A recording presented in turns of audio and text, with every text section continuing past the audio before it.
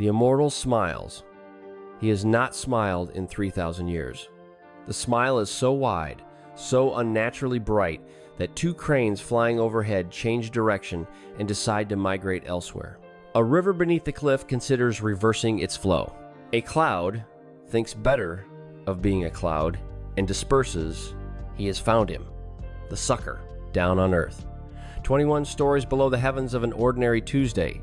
An Lin stares at a debt collection notice on his phone screen and weighs the philosophical merits of pretending to be dead. The notice is bright red. The number is not 47,000 yuan, compounded interest, a signature he absolutely remembers giving and absolutely cannot recall why. A roommate named Brother Wang, who vanished last semester with 3 of An Lin's textbooks, a microwave, and the small dignity An Lin had been saving for a rainy day. It is raining. An Lin is a third-year liberal arts student at a university nobody important has heard of. His grades are average, his prospects are below average, his ramen is below average even for ramen. He has slept 4 hours. He has eaten once. He owns 2 pairs of socks, neither matching. The bus stop he is currently standing under has a leak directly above his head. The leak has personality. It waits until he steps slightly left, then drips. He should be in class. He is not. He cannot afford the class. He cannot afford to skip the class. He cannot afford the choice of choosing. This is the moment the sky cracks. Not metaphorically, literally. A seam of light tears across the gray ceiling above the bus stop, peels back like an old fingernail, and a man in white robes steps through it as if descending the world's most theatrical escalator. The man is barefoot. His beard is the kind of beard that takes religious commitment. His sleeves trail clouds. He is grinning, and the grin makes An Lin's bones uncomfortable. Young hero, the immortal cries and clasps An Lin's wet shoulder with the warmth of a relative who's about to ask for money. I have searched 10,000 mortal worlds for one such as you. An Lin looks at him, looks at the leak. Considers walking into traffic. Are you, An Lin says carefully, trying to sell me something? Yes. No. It is free. It is a gift. The immortal laughs. The laugh has too many teeth. A boundless inheritance, a divine system, a path to godhood. Place your hand here, accept the bond, and the heavens themselves shall tremble at your name. I have a midterm. You will not require it. I have rent. You will not require it. I have a debt of 47,000. Yes, yes, yes, definitely will not require it. Just put your hand right here, right on the seal. The immortal is sweating. An Lin has never seen an immortal before, but he is fairly certain immortals are not supposed to sweat. The man's eyes keep flicking toward the cracked seam in the sky, as if expecting something to come through it, something with teeth. Why? An Lin says, are you in such a hurry? I am simply overjoyed to bestow. Why are you sweating? It is a humid sky today. Why do you keep looking up? I am admiring the architecture of fate. There's no architecture up there. There's a hole. You came through the hole. Are you running from someone? The immortal's grin freezes. Just for a heartbeat. Just enough. Then the man laughs again, louder, and slams An Lin's hand onto a glowing seal he produces from his sleeve. Bonded, sealed, sworn, done. Congratulations, young hero. You are now the inheritor of the war god system. May your path be glorious. May your enemies be many. May your push-ups be plentiful. My what? Goodbye? The immortal hurls himself back through the seam in the sky with the speed of a man who has just shoplifted from the universe. The seam zips shut. A piece of cloud drifts down and lands on An Lin's shoe. The bus stop is silent. The leak drips. An Lin looks at his palm. There's a small glowing tattoo of a fist there now. The fist looks smug. A voice speaks directly inside his skull. It is monotone. It is mechanical. It is a voice that has read every customer service script ever written and learned only the cruel parts. Welcome host. War God system. Initialized. Current cultivation aptitude. Stage 0. Tao body. Current cultivation realm. Non-existent. Current spiritual chi reserves. 0. Current debt to the heavenly court. Significant. Wait. To advance to stage 1, please complete the following 10 billion push-ups I'm sorry, 10 what? 10 billion. Push-ups. The bus arrives, and Lin does not get on it.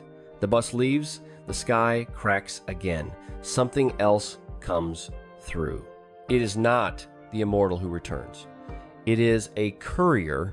The courier is a small bald boy with the eyes of a tax auditor. He is hovering, which An Lin notes for later panic. He is holding a scroll. He is reading from it.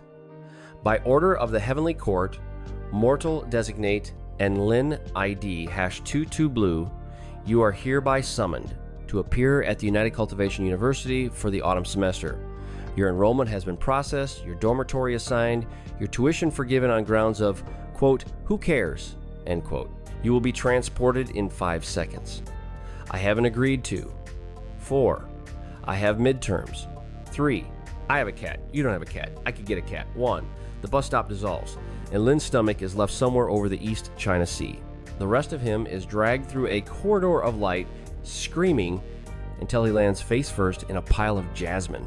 The jasmine is in a courtyard. The courtyard is the size of a small country.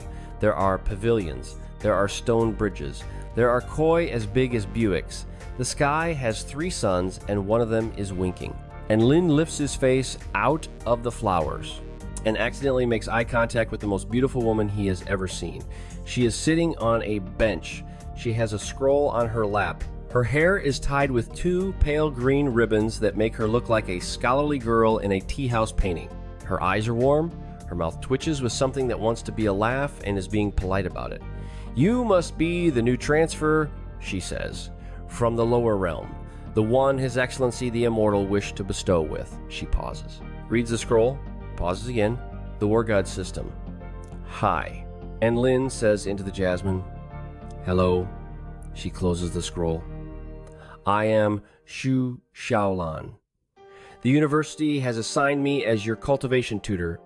I am told you have, no foundation, no QI, no theory, no vocabulary, no clothes appropriate for the realm. Her eyes travel to his soaked sneakers, and no shoes appropriate for the realm. This is fine. Please stand up. He stands. His knees disagree. He stands anyway. She bows. She is half a head shorter than him and somehow still towers. By tradition, Shu Shaolan says, I should ask you what your goal is, why you cultivate, what your Tao is. But you have arrived 3 minutes ago and have most likely understood nothing. That tracks. So instead, I will ask, what is the most you have ever done at one time? Of what? Anything. And Lin thinks. I once played a video game for 18 hours straight. Marvelous. And once I cried for 9 hours. Also useful. I have never, he adds, in the interest of full disclosure, done a push-up on purpose. Shu Shaolan blinks. Twice. The blink contains a brief professional crisis. She recovers. Then we have, she says brightly, an opportunity. The system speaks inside in Lin's skull helpfully. Push-up counter. 0 of 10 billion. Shut up, he mutters. Sorry, Shu Shaolan says. Not you. A bell rings. Somewhere in the distance, students laugh. Cranes fly. 3 monks pass carrying a sword that is also screaming. And An Lin is informed, gently, by his tutor, that this is normal. She walks him through the gardens, tells him names he forgets immediately, tells him the university stands on the back of an ancient turtle, which is currently asleep, but which sometimes wakes in spring. Tells him there are 6 sects, 12 halls, 3 forbidden zones, and 1 cafeteria, and that the cafeteria is the most dangerous of all of them. She tells him his Tao body has been measured. Stage 0. Is that An? Lin says. Good. It is the lowest measurement ever recorded in the history of the realm. Is that good? It is a record. That sounds positive. It is not. She does not smile. She does not frown. She is, he realizes, choosing her words carefully because she is being kind. The kindness is unfamiliar. He files it away. He has not been treated kindly in a long time. A boy walks past them. The boy is 2 heads taller than An Lin. The boy is dressed in robes, the color of fresh blood. The boy has a sword on his hip that hums. The boy looks at An Lin the way a tiger looks at a small ham. New trash, the boy says, and walks on. Xu Xiaolan exhales through her nose. That is Xuanyuan Cheng, top of our cohort. He is, an asshole. That word in our realm has a slightly different anatomical meaning, but yes, she begins to explain qi. Meridians, the 8 stages of spiritual nutrition, the 49 bones of cultivation, the heavenly court above and the 6 hells below and the mortal strata in between. She explains it for an hour. An Lin does not absorb a single syllable. He is too busy listening to a different voice. The system says gently, push-up counter 0 of 10 billion. Suggested motivation? Think of a girl. He glances at Xu Xiaolan, blushes the color of a courtyard sunset, and decides he hates the system already. He is going to hate it more before the day ends. The first class is in the Hall of Lesser Foundations. An Lin has been given robes. The robes are too long. He is given shoes. The shoes are too soft. He is given a cultivation manual. The cultivation manual is in a script he cannot read. He is given a roommate. The roommate is a duck. This is not a metaphor. The roommate is a duck. The duck is in the middle of a 30-year cultivation breakthrough and must not be disturbed. And Lin is informed of this by a sign on the door in the same script he cannot read, which Xu Xiaolan has thoughtfully translated for him with a pen. He sits on the floor of the dormitory. The duck cultivates. He does a push-up. He fails. Half push-up registered, the system says. Counter 0.5 of 10 billion. You are not real, and Lin tells it. I am extremely real. You are a scam. I am a divine system. Same thing. He does another push-up. His arms shake. The duck opens one eye, judges him silently, and goes back to cultivating. The bell rings. The Hall of Lesser Foundations is round. The benches are stone. The students are 70. They are between 15 and 20 years old. They look like a coordinated dance troupe. Every single one of them is beautiful. Every single one of them turns to look at An Lin when he stumbles in late. And Lin understands in this moment why Xianxia novels have so many beautiful people. The ugly ones do not survive the entrance exam. He finds an empty seat. The seat is at the back. The seat is next to a girl with hair the color of fresh ink. The girl does not look at him. The girl looks at the wall ahead. The girl is, he realizes after 1 full minute, the most still human he has ever encountered. She breathes. He thinks. He cannot prove it. A whisper goes around the hall. Su Qianyun is sitting next to the new trash. Maybe she'll kill him. Maybe she'll kill him slowly. Su Qianyun, please kill him slowly. We want to watch. Su Qianyun does not blink. Her gaze does not move. She might, technically, be a statue that has learned to inhale. The teacher arrives. The teacher is a man with one eyebrow. He is missing the other eyebrow. The story of the missing eyebrow is An Lin gathers from the giggles around him, well known and cherished. He decides not to ask. The teacher looks at his attendance scroll. The teacher looks at An Lin.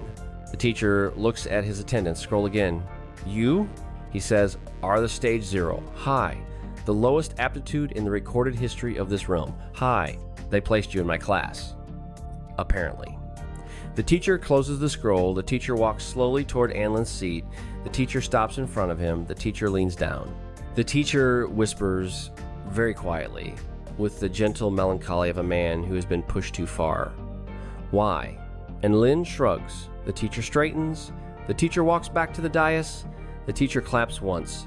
Today, the teacher announces, we will be sparring! Pair off! Lowest aptitude with highest aptitude. Tradition demands it. The heavens demand it. The class erupts in joy. Joy in this realm sounds like 70 young cultivators preparing to bet their pocket money on which body part will detach first. And Lin, the teacher, cries, you will spar with... He pauses. He scans the room. His one eyebrow rises in an expression of theatrical, ceremonial cruelty. Xuanyuan Cheng. The class stops breathing. Xuanyuan Cheng, top of the cohort, smiles for the first time in his recorded life. His smile is worse than the immortals. It is the kind of smile that goes on its own resume. It will be quick, Xuanyuan Cheng says. Trash should know its place.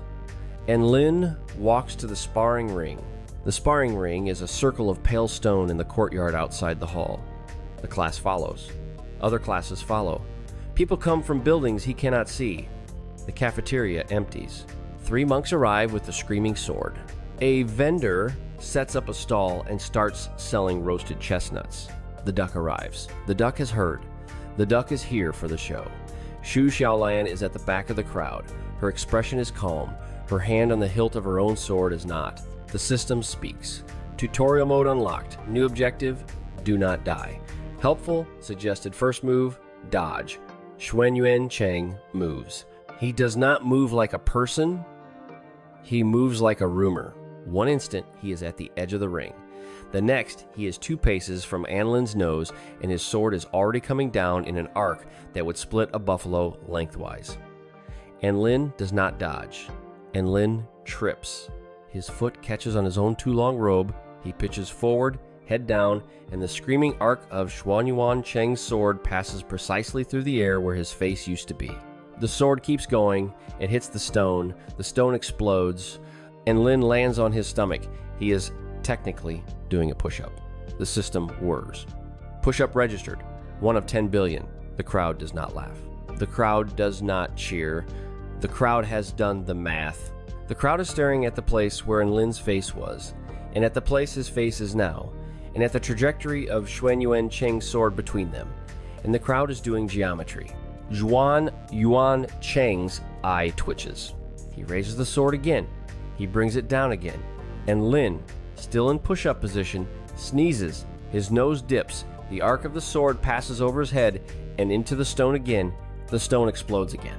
Push-up registered. Counter 2 of 10 billion. A small girl in the front row says very quietly, "Holy heavens." Xuanyuan Cheng tries a 3rd time. And Lin, terrified and unable to control his own limbs, goes fully down to the ground in fetal position. Xuanyuan Cheng's sword passes over him. That counts. The system says as 1 full push-up cycle. It does not count. It counts. The crowd is no longer doing geometry. The crowd is doing something else. The crowd is whispering. The whispers spread like a fire in dry grass. He's dodging. He's not dodging, he's tripping. He's tripping on purpose. He's dodging Xuanyuan Cheng's sword 3 times in a row and not even looking at him. Is that an old technique? That's drunken form. That's the lost drunken form of Master Pei. That's not drunken form. That's sloth form. You idiot. Look at his face. He's not even trying. Xu Xiaolan, at the back of the crowd, places one hand over her mouth. Her shoulders shake. It is unclear if she is laughing or weeping. It is perhaps both. Su Qianyun, who has remained perfectly still throughout, finally moves. Just her eyes. She tilts her gaze, just a hair, toward An Lin, and she looks at him for 1 full second. Then she looks away. In the back of his mind, the system goes ding, ding, and Lin says, "Don't worry about it," the system says. Xuanyuan Cheng does not finish the spar. He cannot.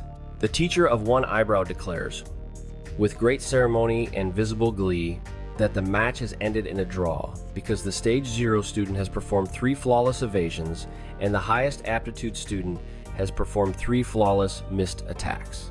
And the heavens, in their great wisdom, have clearly seen fit to declare today a stalemate. The teacher is having the time of his life. Xuanyuan Cheng leaves the ring. He does not look at An Lin. He looks at his sword, which has now hit stone 3 times, and is sulking. He kicks a koi pond on the way out. The koi pond does not deserve this. By dinner time, the rumor has multiplied. By the next morning, it has children. By the 3rd day, it is no longer a rumor, it is a folk song. 3 different campus tea houses are debating the official name of An Lin's technique. The leading candidates are Tripping Heaven Step, Drunken Sloth Palm, and What the Hell Is He Doing? An Lin tries to correct it, and An Lin says several times very loudly, "I am not a master. I tripped 3 times on a hem." Nobody believes him. This, he is informed by Xu Xiaolan over tea in her small office overlooking a cliff, is because no master in the history of cultivation has ever admitted to being a master. A true master always says he is not a master. The denial, therefore, is proof. That's stupid. An Lin says, it is stupid. Xu Xiaolan agrees. How do I unmaster myself? You cannot. What if I do something obviously incompetent? They will say it is a deeper technique. What if I cry? They will say you are mourning the weakness of your enemies. What if I literally tell them I am from another world, that an immortal panicked and dumped a system on me, that I have not done one push-up in my life, that I am a third-year liberal arts student with debt? Xu Xiaolan considers. She sips her tea. She places the cup down with the careful precision of a woman who has had this kind of day before. They will say you are speaking in riddles. Of course they will. The system pings. Push-up counter, 3 of 10 billion. Estimated time to stage 1, 4.7 thousand years. Wonderful. Days pass, then weeks. The campus settles into a rhythm, and Lin learns to move through the layers of it like a man who has accidentally been given the wrong colored badge at a conference. He learns the cafeteria. The cafeteria serves spirit rice that occasionally floats. He learns to weight it down with his thumb. He learns the laundry hall, where his robes return to him each morning crisp, perfumed, and 1 inch shorter than the day before. He never figures out who is doing this or why. He learns the duck. The duck is named, he discovers, after a defunct war god from the 8th era. The duck does not enjoy this. The duck has filed a complaint. He learns Xu Xiaolan. She teaches him meditation. He fails. She teaches him breathing. He fails. She teaches him the fundamentals of qi circulation by drawing meridians on his palm with a calligraphy brush, which he ruins by sneezing. She does not scold him. She refills the brush. She tries again. She tells him one afternoon that her own master died last year. She tells him this by accident while pouring tea in the same tone with which she tells him the weather. She corrects herself immediately. She apologizes. She begins the lesson. He looks at her hands and notices, for the first time, the pale ribbons of qi burn along her wrists.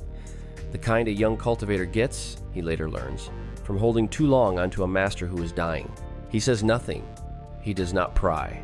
He does, that night, do 4 real push-ups in his dorm room beside the cultivating duck, on the floor, with sweat in his eyes and a pounding heart and absolutely no glory whatsoever.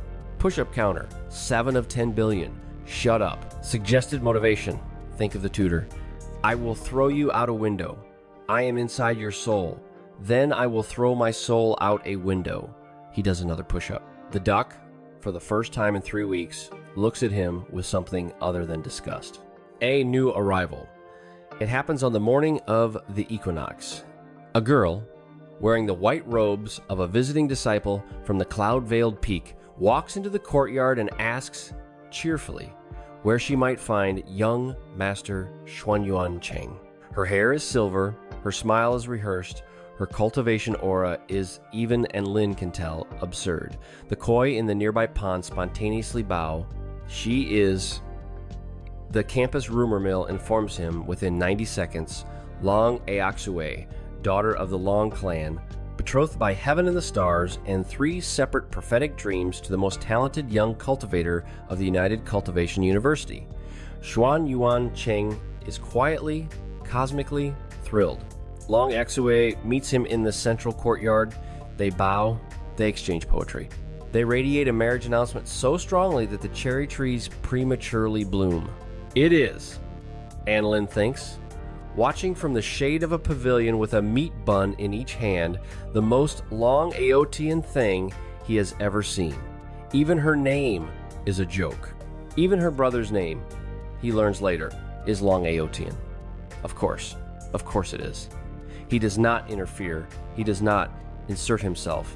He does not, despite the system's increasingly frantic suggestions, accidentally bump into Long Aoxue and have her fall in love with him at first sight. Suggested action. Insert self into love triangle. No. It will accelerate growth. No. You are violating Zhanja protocol. I do not care. Your Mary Sue rating is dangerously low. My what? Nothing. Forget I said that. He eats his second meat bun. He watches the cherry trees. He notices that 3 pavilions away, Su Qianyun is also watching. She is not watching the couple. She is watching him. Her eyes, when they meet his, do not flinch, they do not warm, they do not dismiss. They simply register him the way a chess player registers a pawn that has moved one square in an unexpected direction. He nods at her, just slightly. She looks away, slowly, almost like she means it. The system goes ding again. Stop, and Lin mutters, doing that. I am not doing anything. You are dinging. You are imagining things. A note arrives in his sleeve that night. It is not from Xu Xiaolan. It is not from the duck. We've reached the end of part 1. If you made it this far and enjoyed the story, go ahead and leave your like to support the channel. Don't forget to subscribe so we can reach our goal of the first 1,000 subscribers. Comment part 2 below so I can bring you the continuation. If we get more than 10 comments, I'll release the next part for you all. See you in the next video.